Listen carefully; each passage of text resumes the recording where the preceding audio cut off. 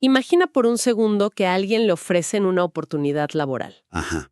pero resulta que es objetivamente el peor trabajo del mundo entero.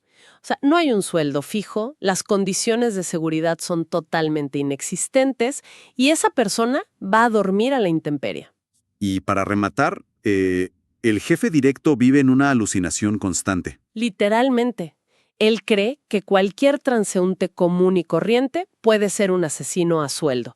Así que el riesgo de sufrir fracturas múltiples en este trabajo es, digamos, prácticamente del 100%. Sí, es un desastre físico asegurado. Y lo único que ofrecen a cambio de dejar atrás a la familia y una vida tranquila es una simple promesa verbal. La promesa de que algún día esta persona va a gobernar su propia isla. Yo me pregunto, ¿quién en su sano juicio aceptaría algo así? Pues mira, visto desde esa perspectiva, suena a una estafa piramidal de libro. O a un contrato que nadie bajo ninguna circunstancia firmaría. Exacto. Pero alguien sí lo hizo. Y fíjate que esa decisión cambió la historia de la literatura para siempre. Totalmente de acuerdo. Bien, vamos a desempacar esto. Hoy tenemos sobre la mesa una pila inmensa de extractos y apuntes detallados sobre la obra cumbre de Miguel de Cervantes, el ingenioso hidalgo Don Quijote de la Mancha. Una obra monumental, claro. Sí, pero ojo, porque nuestra misión en este análisis a fondo de hoy no es enfocarnos en el caballero de la armadura oxidada, para quien busca conocimiento valioso sin sentirse abrumado. A veces hay que mirar a quien está al lado del protagonista para entender la verdadera historia. Completamente. Vamos a sumergirnos en los textos para explorar a fondo el rol de la persona que aceptó ese trabajo terrible. Hablamos de Sancho Panza, y no lo vamos a ver como un simple compañero cómico, sino como el ancla de la realidad, y el personaje que de hecho sufre la transformación más fascinante de toda la literatura. Y es un giro súper necesario, la verdad, porque durante siglos la cultura popular ha reducido a este personaje a una simple caricatura. Claro, el típico alivio cómico de la historia. Sí, se suele pensar siempre en el hombre bajito y regordete montado en un burro que simplemente va detrás del héroe recibiendo los golpes para hacer reír a la gente. Frente a la gran tragedia del idealista. Exacto. Pero en esta inmersión profunda vamos a mantener un tono muy analítico. Vamos a examinar no solo qué hace Sancho en estas páginas, sino por qué su pragmatismo es absoluta y totalmente vital para la supervivencia del protagonista. Me encanta, porque siento que la figura de Sancho es una clase magistral sobre el sentido común, sobre la lealtad y sobre cómo las personas nos moldeamos mutuamente al interactuar. Así es la base de toda la dinámica. Pero a ver, antes de entender toda esta metamorfosis de Sancho, hay que analizar cómo y por qué demonios se une a esta locura. Pasamos de la visión idealizada del caballero directo a la cruda realidad del campesino. Es el contraste perfecto. Los textos detallan sus orígenes, y resulta que era un labrador pobre, y usan una frase genial. Dicen que tenía poca sal en la mollera. Sí, es una forma muy del siglo XVII para decir que, digamos, no era alguien muy brillante. Exacto. O sea, un hombre simple que de pronto decide dejar a su esposa, Teresa, y a sus hijos, solo porque Don Quijote le promete hacerlo gobernador de una ínsula. Que en el lenguaje de la época, para quienes no lo sepan, significa una isla. Lo fascinante aquí es cómo Cervantes utiliza a Sancho para representar esa necesidad material inmediata frente a toda la enorme aspiración espiritual de su amo. Ese choque de motivaciones es inmediato y fuertísimo. Muy fuerte, porque mientras Don Quijote jura que los caballeros andantes pueden pasar un mes entero sin comer o alimentarse solo de hierbas silvestres, Sancho dice, un momento, hay que llenar las alforjas con queso, pan y cebolla. reclama sus derechos básicos. Y no solo eso, llega a afirmar que comer pan y cebolla tranquilo en su rincón es muchísimo mejor que los pavos de un emperador. Es una maravilla de declaración, porque nos demuestra algo fundamental. Y es que ninguna gran empresa sobrevive sin alguien que recuerde que hay que cenar al final del día. Totalmente. Es como si alguien hoy en día aceptara el peor trabajo del mundo, sin salario fijo, solo por la promesa de unas acciones en una startup, la famosa ínsula. Una startup que probablemente ni siquiera existe. Literal, puro humo. Y encima, Sancho pone sus condiciones logísticas desde el día 1. Dice que él acepta, pero que lleva su propio medio de transporte. Su asno, el famoso rucio. Imagínate la escena, el jefe montado en el noble corcel Rocinante, intentando verse épico y al lado el empleado en un burro. Rompiendo por completo toda la fantasía literaria. Pero bueno, esa promesa de la recompensa futura, la supuesta startup, choca muy rápido con el dolor físico del presente. Uf, sí, la realidad los golpea sin piedad. Literalmente los muele a golpes. Vamos a ver cómo este pragmatismo de Sancho se pone a prueba ante el fanatismo extremo de su jefe, porque las consecuencias físicas que sufre el escudero son graves. Son brutales. Tenemos que hablar del famoso manteamiento. Ah, claro, el episodio en la venta. Para refrescar la memoria, es cuando a Sancho lo agarran unos huéspedes y lo lanzan por los aires usando una manta. Sí, en esa posada de carretera que Don Quijote juraba y perjuraba que era un castillo encantado. Y lo peor de todo, el caballero se queda mirando la escena desde lejos, al otro lado del muro, Sin poder ayudar en absoluto. justificándose con la excusa de que el castillo está encantado y él está mágicamente paralizado. Yo leo eso y da muchísima rabia. Y aquí te lanzo una pregunta válida. A ver, Si Sancho sabe perfectamente que todo es una mentira, y encima él es quien siempre recibe la peor parte física y los golpes, ¿no lo convierte esto simplemente en la víctima de una relación súper tóxica? bueno, podría interpretarse así a primera vista. Definitivamente. Es que suena a síndrome de Estocolmo. Aquí es donde se pone realmente interesante. Porque si analizamos bien los extractos, Sancho no es solo una víctima pasiva en todo esto. Hay una astucia oculta. A ver, explícame esa parte, porque a veces a mí me parece puro masoquismo. Fíjate en cómo desarrolla sus propios mecanismos de defensa. Su inteligencia emocional es tremenda. Un ejemplo claro es su negativa absoluta a pelear. Ah, cuando le advierte a su amo que es un hombre pacífico. Exacto. Se declara un hombre pacífico, manso, y le recuerda que tiene una familia que sustentar en casa. Sí, y le dice claramente que perdona cualquier agravio, venga de quien venga, antes de siquiera pensar en sacar la espada. Eso es brillante. O sea, le está poniendo un límite clarísimo de convivencia a su jefe.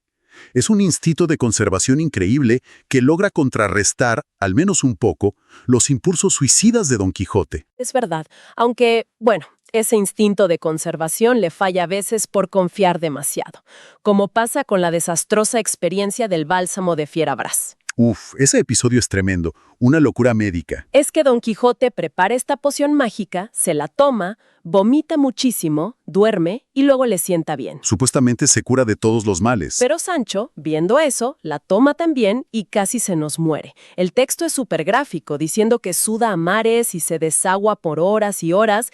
¿Y sabes qué es lo que más indigna? La excusa de Don Quijote, seguramente. Sí, le dice, es que a ti te hizo daño simplemente porque no eres caballero andante. Es un descaro total, pero fíjate que al sobrevivir a todas estas barbaridades, al compartir tanto tiempo en el mismo camino polvoriento, la mente de Sancho empieza a cambiar profundamente. Claro, el roce hace el cariño. Y no solo ancla a Don Quijote a la realidad, sino que él mismo empieza a absorber parte de la fantasía. Exactamente. Hay una evolución notable. Pasa de ser etiquetado en las fuentes como alguien simple, a ser reconocido por otros como alguien discreto. O sea, alguien astuto e inteligente. Y hay una metáfora que el propio Sancho usa en las fuentes que revisamos, que es para enmarcarla. La metáfora del estiércol. Sí, le dice a su amo que todas sus conversaciones han sido como el estiércol que cayó sobre la tierra estéril de su seco ingenio. Es una imagen poderosísima. Súper gráfica y rural. Básicamente le está diciendo que sus palabras locas lo están cultivando para dar buenos frutos. Y vaya que da frutos. Lo vemos claramente en su constante uso de refranes. Que exasperan a Don Quijote a más no poder. Sí, lo sacan de quicio, pero en el fondo demuestran toda esa sabiduría popular que Sancho lleva dentro y que está estructurando. Si conectamos esto con el panorama general, ilustra un intercambio psicológico increíble. Un intercambio donde a veces parece que el alumno supera con creces al maestro. Sin duda. Como en ese punto de inflexión donde Sancho engaña a Don Quijote con el tema de Dulcinea. Ese es un momento magistral en la historia. Para salir del paso, porque no sabe cómo cumplir la misión, le hace creer a su jefe que una tosca labradora que viene por el camino es en realidad la princesa Dulcinea, solo que está encantada. Y lo brillante es que usa la propia lógica de los encantadores que su amo le enseñó para convencerlo. O sea, resulta súper irónico. El supuesto analfabeto del cuento termina manipulando las reglas del juego de la caballería mucho mejor que el erudito que leyó todos los libros de la biblioteca. Es que, a medida que Don Quijote se va topando con la dura realidad y desengañándose, Sancho se va elevando. Nos demuestra de forma perfecta que el aprendizaje y la influencia siempre son procesos bidireccionales.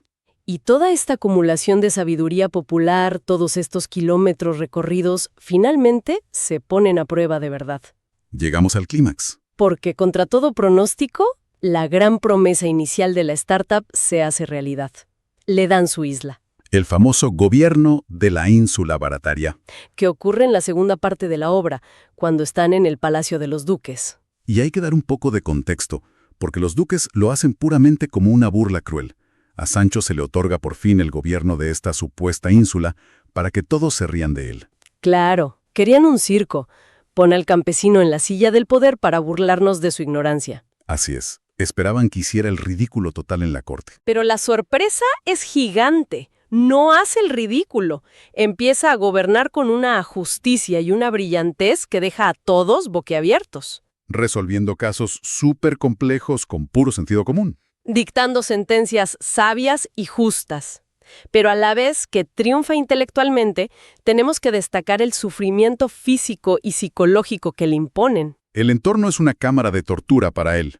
Empezando por la comida. El famoso médico, el doctor Pedro Recio. Un tormento absoluto. Cada vez que Sancho quiere comer de los manjares de la mesa, el médico lo prohíbe. Lo mata de hambre negándole los platos por supuestas razones médicas. Sancho hasta ruega que le den un simple salpicón de vaca, algo súper humilde, y también se lo niegan. Y el tormento escala. Lo someten a unos falsos asedios militares en medio de la noche. Lo arman atándolo entre dos escudos enormes de madera. Lo tiran al piso y literalmente lo aplastan pasando por encima de él. Lo pisotean repetidamente simulando una batalla. Hasta que llega al límite. Tras sobrevivir a eso, y luego de caer en una cima, un pozo oscuro en su camino de regreso junto a su burro, extrae su gran conclusión. Es un momento de una lucidez tremenda. Renuncia al poder. Abdica diciendo, y cito las fuentes, Sancho nací y Sancho pienso morir. Reconoce su propia identidad y se aferra a ella. Prefiere 1000 veces su libertad, comerse un pedazo de pan tranquilo junto a su burro antes que soportar el tormento de gobernar a gente falsa.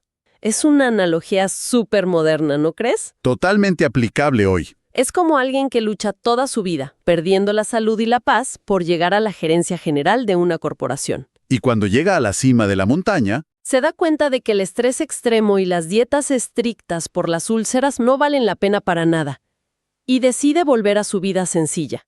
Entonces, ¿qué significa todo esto? Pues esto plantea una pregunta importante sobre qué es realmente el verdadero éxito en la vida. Claro, cuestiona nuestros propios parámetros. Porque el paso de Sancho por el gobierno de Barataria demuestra que él no necesitaba un título noble ni dinero para ser alguien sabio y justo. Su nobleza siempre estuvo allí, en su profunda humanidad y en su sentido común inquebrantable. Y eso nos lleva al legado definitivo, al final de este viaje compartido. Porque las fuentes documentan maravillosamente esta lealtad inquebrantable de Sancho.